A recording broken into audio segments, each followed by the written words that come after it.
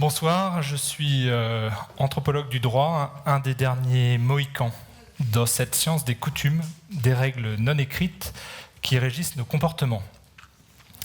Mon premier terrain d'exploration a été effectivement la médiation dès 1996 et j'ai pu observer que les relations qui durent le plus longtemps, effectivement, ne sont pas celles où l'on s'engueule le moins, mais celles où l'on s'engueule le mieux.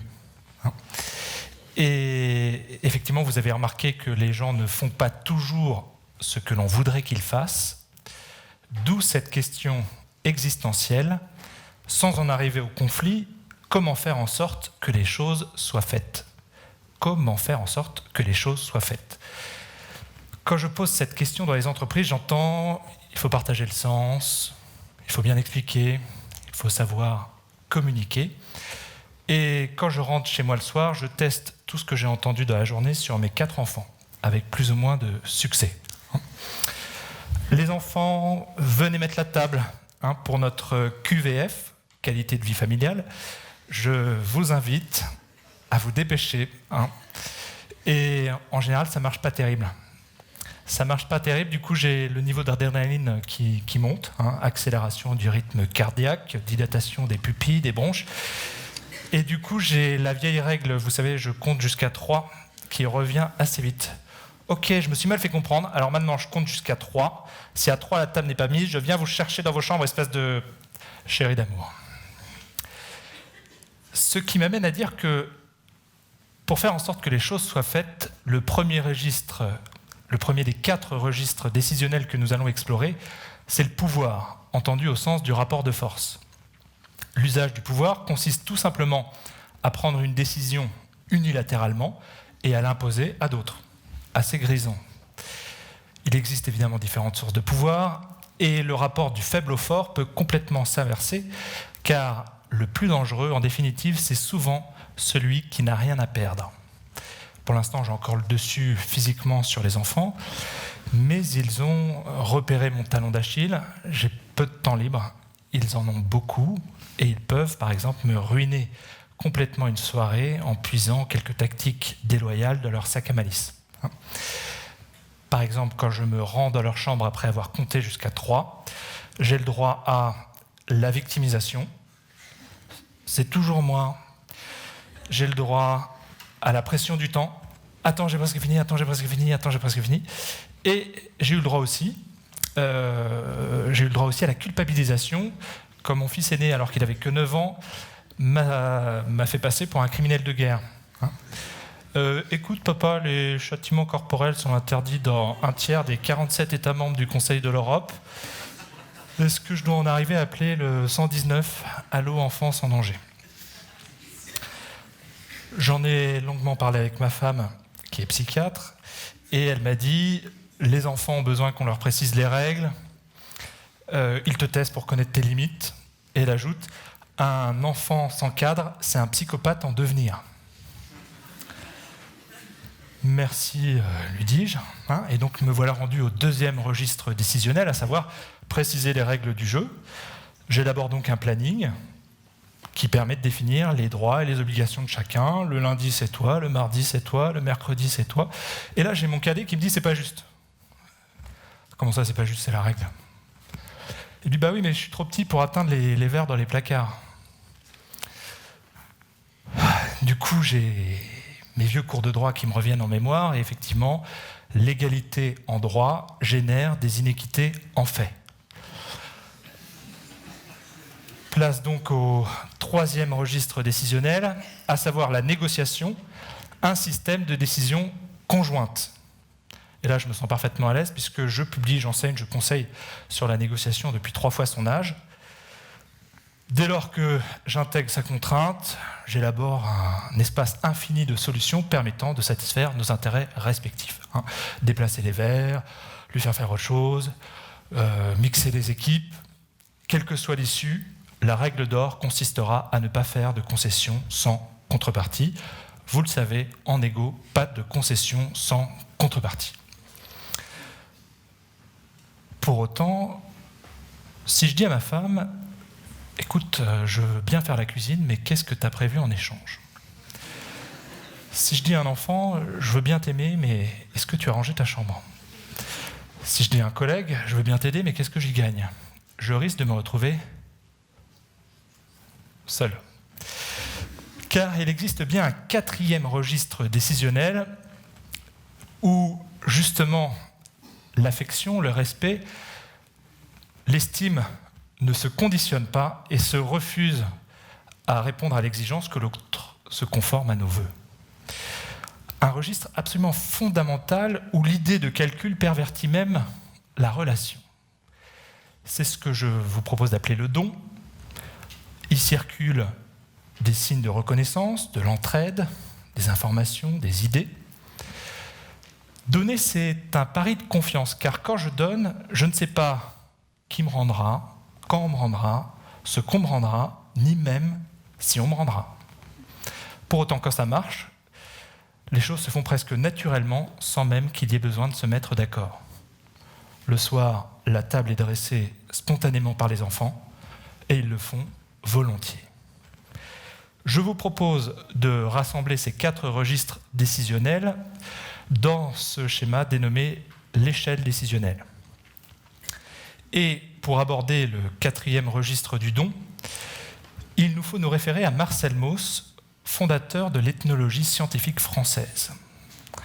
Marcel Mauss, dans son essai sur le don mondialement célèbre, écrit en 1925 que dans toute société, les rapports sociaux ne reposent pas sur le marché, sur le contrat, sur le troc, mais sur le don.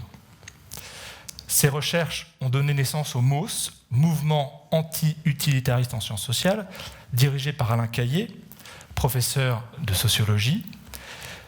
Et pour faire en sorte que les choses soient faites selon le registre du don, il nous faut suivre une valse à 4 temps que nous allons explorer: demander, donner, recevoir, rendre. Comme l'a dit Cécile, je vais à chacun de ces 4 temps imager les erreurs à éviter au travers de 8 dinosaures qui bloquent ou détruisent la circulation des dons. Commençons par la demande, un des moments les plus délicats. Pourtant, combien de temps ont passé vos parents, nos parents, à nous apprendre le mot magique ? S'il te plaît, oui. À défaut, on se rapproche du Tyrannodon Rex. Ne sachant pas demander, il exige. Mary Parker Follett, contemporaine de Mauss, intervient sur une grève de mineurs anglais extrêmement dure, et un délégué du personnel lui explique alors: d'accord pour travailler avec quelqu'un, ce qui est désagréable, c'est de sentir trop nettement que vous travaillez sous quelqu'un. Finalement, ce n'est pas de faire ce qui nous est demandé qui est insupportable, c'est la manière dont on nous le demande. Et ces mineurs se sentaient utilisés comme des objets et non considérés comme des semblables. Deuxième écueil, ne pas oser demander. Or, comme le dit cette expression, qui ne demande rien, n'a rien, ou pas grand-chose. C'est le cas du timorodon. Le timorodon, plutôt que de dire à son manager « j'aimerais faire un point sur mes perspectives de carrière », dit plutôt « tu ne trouves pas que j'ai bien travaillé cette année ?» Et là, il y a 2 possibilités. Soit le manager de bonne foi ne comprend pas qu'il y a une demande implicite, soit il comprend, mais il a peu de marge de manœuvre, et il est tenté de répondre « oui, je trouve que tu as bien travaillé, continue comme ça, c'est bien ». En résumé, demander, c'est motiver sa demande et mettre les formes. Demander, donner, recevoir, rendre. Abordons le 2e temps, donner. Qu'est-ce qui se passe si l'on ne me donne pas ce que j'ai demandé ? La plupart des réponses qui me sont faites sont « je suis frustré, je suis démotivé, je boude ». Je trouve ça incroyable parce que ça ne m'est jamais arrivé avec mes enfants. Quand je dis non à mes filles, par exemple, elles changent immédiatement de registre décisionnel et sont toutes excitées d'entrer en négociation. Pourquoi non ? Et si je fais comme ça, ou comme ça, ou comme ça, ou comme ça ? 98 idées par jour dès l'âge de 5 ans. Préparez-vous. Mais revenons au fait de donner sans qu'il y ait besoin de négocier. Demeurent 2 erreurs. La première consiste à vouloir écraser l'autre de sa générosité. C'est ce que nous allons appeler le mégalodon. Le mégalodon. Une manager décida ainsi d'inviter toute son équipe à la cafétéria le matin de son arrivée. Le lendemain, rebelote. Et cette fois, spontanément, il y a un collègue qui propose de régler la facture. Mais elle répliqua sur un ton hautain « Non, c'est bon, c'est pour moi ». Aujourd'hui, toute son équipe arrive en retard ou se cache pour éviter ce cérémonial vécu comme une aliénation. La deuxième erreur consiste à ne pas donner tout à fait, à vouloir retenir. C'est le cas de l'Harpagon. Vous l'aurez compris, il est avare de ses dons. C'est le cas du manager qui ne dit jamais « je vous donne, mais je vous prête ce dossier ». Car c'est son client, c'est son projet, c'est son bébé.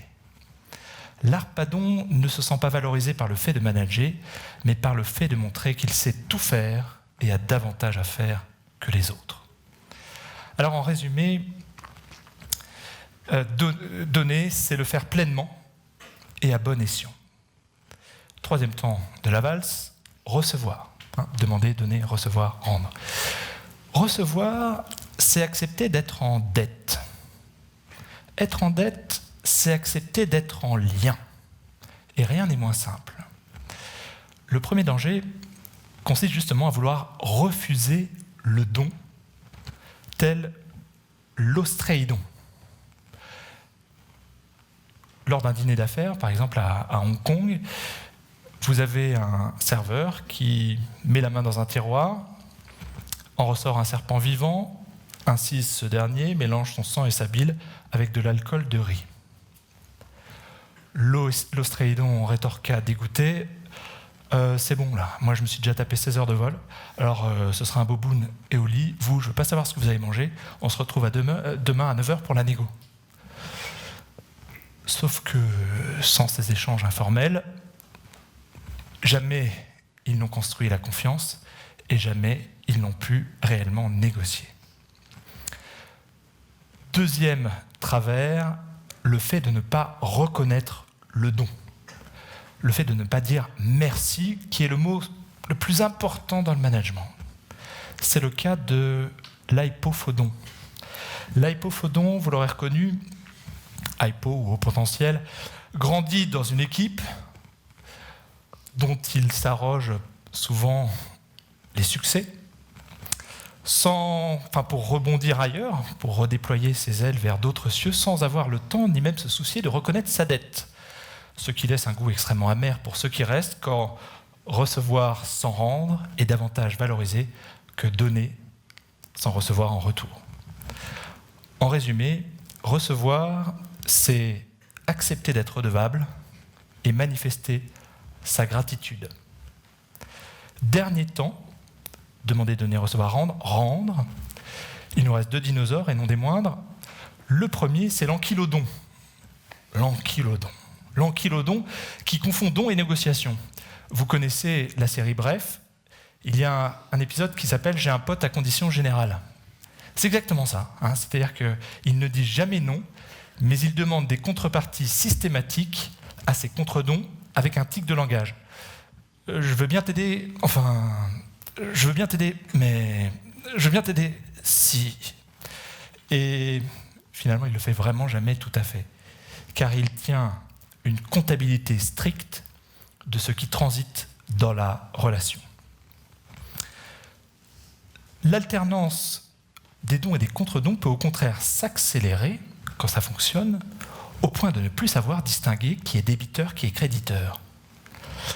Je vous ai dit, avec 4 enfants, j'ai pas le choix. Je donne. Ma femme donne. Et une fois les enfants couchés, on s'affale sur les canapés en se disant « Qu'est-ce qu'on s'est donné ?» C'est ce que Jacques Godbout appelle l'endettement mutuel positif. L'endettement mutuel positif, la confiance absolue. Dernier dinosaure, l'échinodon. L'échinodon qui trouve que le monde est trop injuste alors qu'il irradie de bonté et de générosité. Le principe de réciprocité dans un échange est une règle d'or. Celui qui donne sans jamais rien recevoir en retour risque de se voir instrumentalisé. L'homme a tendance à mépriser l'autre à la hauteur de ce qu'il se sent redevable quand il n'a pas la capacité de rendre. Dit autrement, il y a un proverbe africain qui dit « Quand tu es bon une fois, tu es bon, et c'est bien. Mais quand tu es bon 2 fois, et j'ajoute, sans contre-don, tu deviens bonbon, et on te mange. » Alors en résumé, rendre, c'est donner à son tour et de bon cœur. Et ce qui vaut pour une valse à 2 vaut évidemment pour un collectif de travail. Que l'on songe à des footballeurs qui ne sauraient pas faire des appels, donner le ballon, le recevoir ou le rendre, la défaite serait naturellement au bout du chemin. Il y a une certaine indécence à rentrer dans cette sorte de grammaire des relations humaines. Et avant de tout oublier, pour rester vigilant mais spontané, je vous rappelle 2 choses. Premièrement, pour faire en sorte que les choses soient faites, il existe 4 registres décisionnels. Le pouvoir, les règles, la négociation et le don. Et il importe de suivre ces registres graduellement et dans le bon sens. Deuxièmement, le registre du don suit une sorte de valse à 4 temps. Demander avec les formes, donner à bon escient, recevoir avec gratitude, rendre de bon cœur. Les principes du don et du contre-don sont aux relations humaines ce que l'inspiration et l'expiration sont au souffle de la vie. Je vous remercie.